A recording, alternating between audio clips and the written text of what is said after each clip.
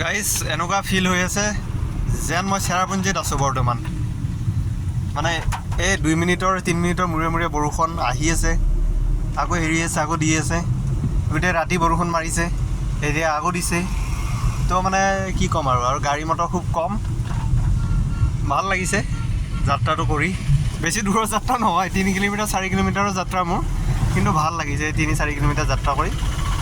আৰু খুব ধুনীয়া বতৰ কৰি আছে, ঠাণ্ডা বতৰ। আৰু সকলোকে ঈদৰ বহুত বহুত শুভেচ্ছা আৰু মৰম যাচিছোঁ। আজি পবিত্ৰ ঈদ, ধুনীয়াকৈ উদযাপন কৰক, ঈদ মুবাৰক।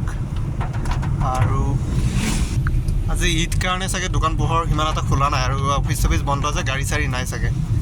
তো আকৌ এবাৰ সকলোকে কৈছোঁ ঈদৰ বহুত বহুত শুভেচ্ছা আৰু মৰম যাচিছোঁ, আৰু এনজয় কৰক। তো বাই বাই।